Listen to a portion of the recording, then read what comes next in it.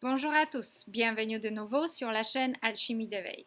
Aujourd'hui, moi avec ma fille, on va vous parler de l'alimentation et de la spiritualité.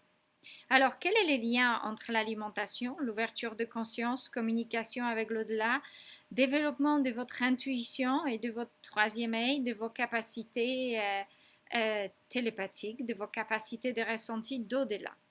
Vous voulez en savoir plus? Restez avec nous.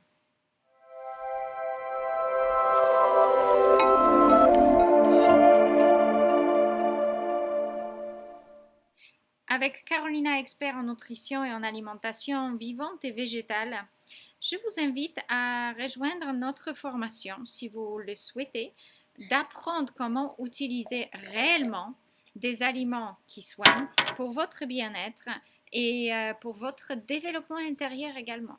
Parce que les aliments ne sont pas uniquement physiques dans votre corps, ils ne sont pas juste bons ou mauvais, ils portent l'énergie. Chaque aliment porte une énergie très particulière et lorsque nous les associons d'une manière très particulière, lorsque nous les utilisons d'une manière consciente, nous pouvons aller très très loin. Il faut savoir aussi que notre corps est fait en plupart de l'eau et d'électricité. Ce qui est capable de conduire l'eau et l'électricité dans notre corps et sont les aliments qui contiennent justement l'eau vivante et l'électricité en eux-mêmes. Qu'est-ce que c'est en fait comme les aliments qui soutiennent votre cerveau et vos capacités aussi d'au-delà?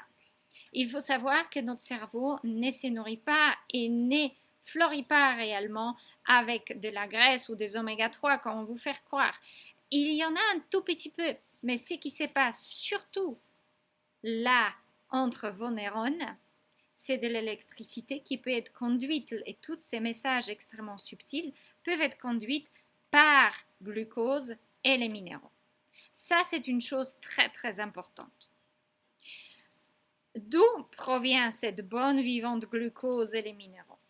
Alors, il y a une groupe d'aliments qui est très importante pour votre développement aussi spirituel, émotionnel, d'accord, intellectuel également, mais surtout spirituel à ce niveau de développement et d'ouverture de conscience que peut-être vous n'avez jamais ressenti auparavant.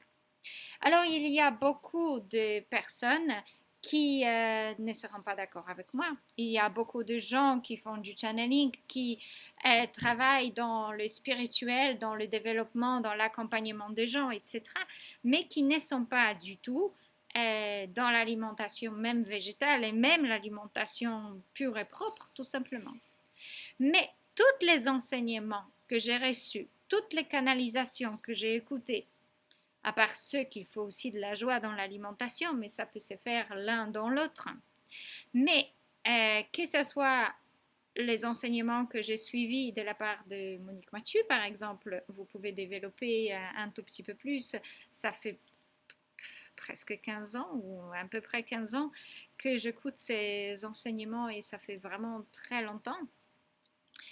Et c'est un très très grand chemin, mais évidemment, je connais aussi plein d'autres travaux et d'autres livres et d'autres ressources parce que moi et Abel, depuis des décennies, on voulait comprendre qu'est-ce que c'est exactement l'aliment pour l'être humain. Qu'est-ce que nous avons été censés consommer lorsqu'on nous a mis sur la Terre? Alors, les différents enseignements se rejoignent en une chose ou en quelques grandes lignes. Les aliments doivent être vivants, ce qui ne veut pas dire absolument consommer cru, mais vivants dans leur nature. Et ce n'est pas les animaux vivants que vous allez manger, c'est des aliments provenant des cadeaux de la terre qui sont les plantes. Alors les plantes étaient données à l'humanité et à la terre en tant que notre nourriture. Et nous avons parmi tout ça les fruits, les légumes, les plantes médicinales, les aliments sauvages, les tubercules, d'accord? Donc toutes sortes de légumes.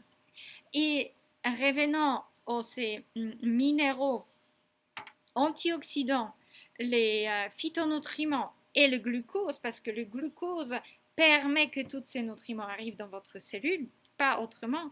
Votre corps ne peut pas absorber ce qui circule dans votre circuit sanguin lorsqu'il est rempli de gras, lorsqu'il n'a pas suffisamment de glucose.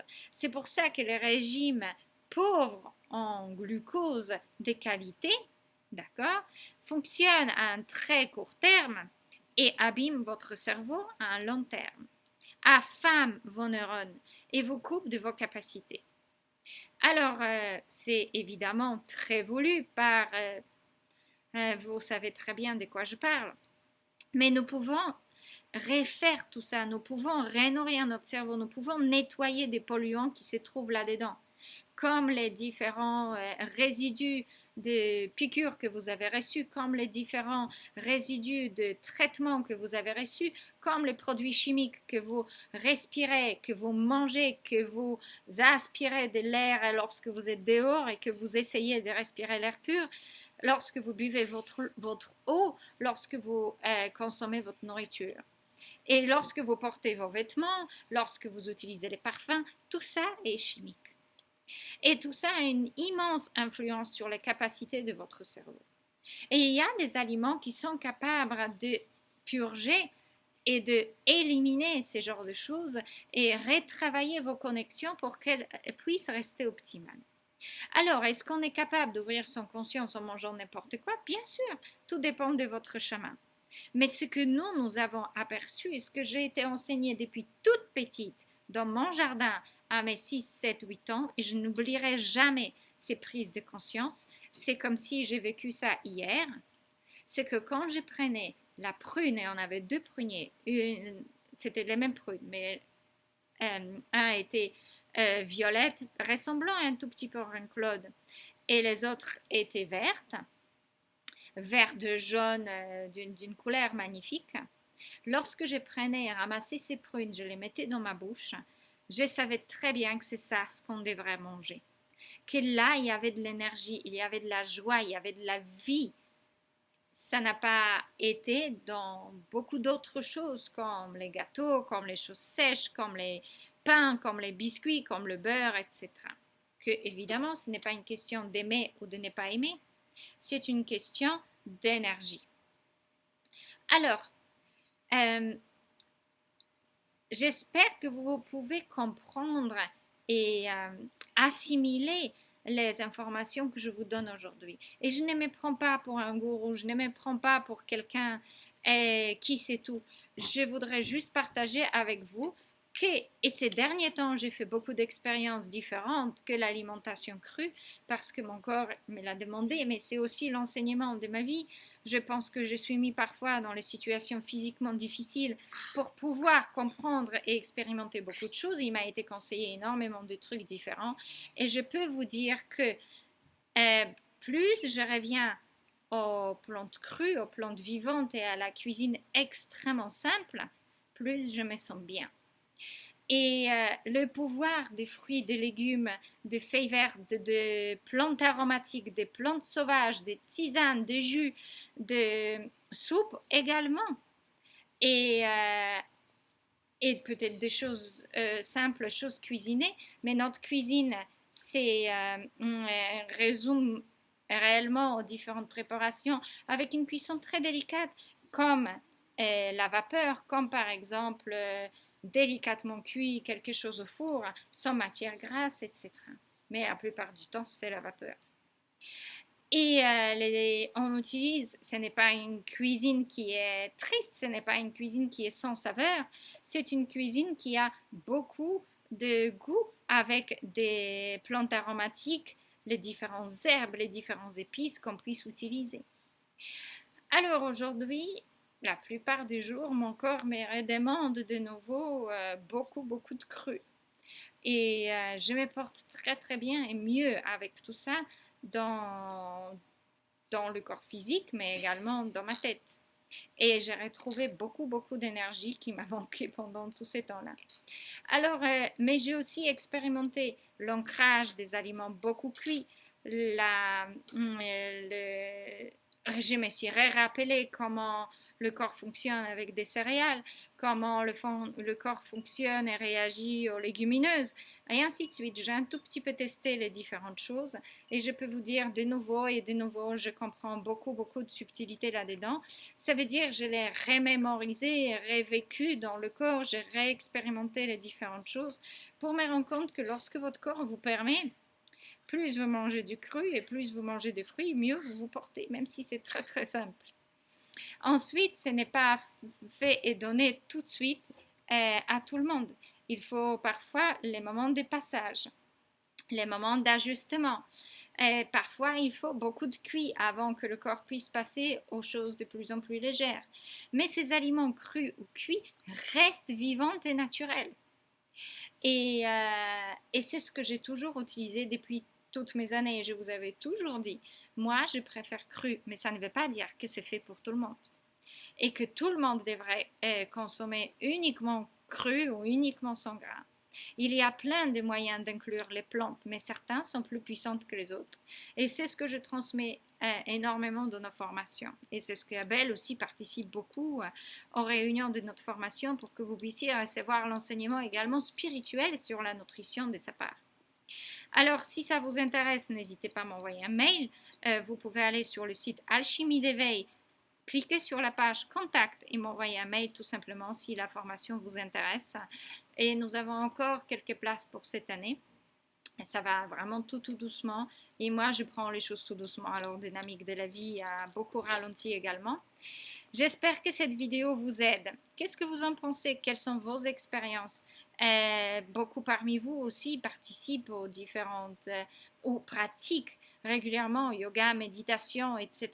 Est-ce que vous avez vu les différences entre le cru et le cuit? Est-ce que vous avez vu les différences entre transformé et naturel? Est-ce que vous avez vu la différence entre le céréales et une tubercule? Est-ce que vous avez ressenti la différence entre l'alimentation beaucoup plus lourde à digérer et la légèreté et l'ouverture, dynamisme? C'est même pas légèreté, parce que légèreté peut être prise parfois dans le mauvais sens.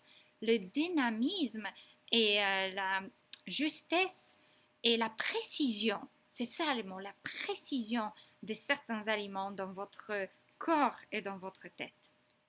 Alors, tous ces aliments, et encore en ce moment, on m'a permis de découvrir des outils vraiment incroyables comme les préparations de plantes, les préparations en jus, les différentes tisanes et mélanges, etc. Et macération pour l'utilisation intérieure et extérieure. J'apprends beaucoup de choses intéressantes et je souhaiterais les transmettre également un petit peu ici et beaucoup dans la formation. Et ça me passionne et c'est vrai que la vie, malheureusement, aussi dur que ça puisse être parfois, ne me laisse pas au repos, à vrai dire, d'apprentissage et me fait découvrir tout le temps de plus en plus de différents outils. Alors aujourd'hui avec ma fille, désolée si elle vous distrait, regardez la vidéo si vous voulez tout comprendre, mais elle voulait absolument être avec moi aujourd'hui. Alors petite permission et à très bientôt sur notre chaîne pour que vous puissiez apprendre à utiliser les aliments que vous avez autour de vous pour aller mieux et pour aider votre famille et vos proches.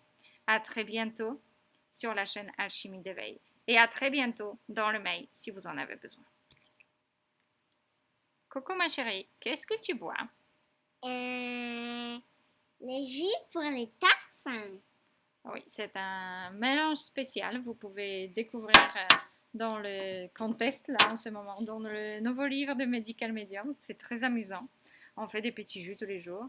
C'est un shot pour enlever et éponger la toxicité des parfums. Malheureusement, la babysitter de notre petite fille met une tonne de parfums. Je peux vous dire, c'est pas Coco Chanel, hein.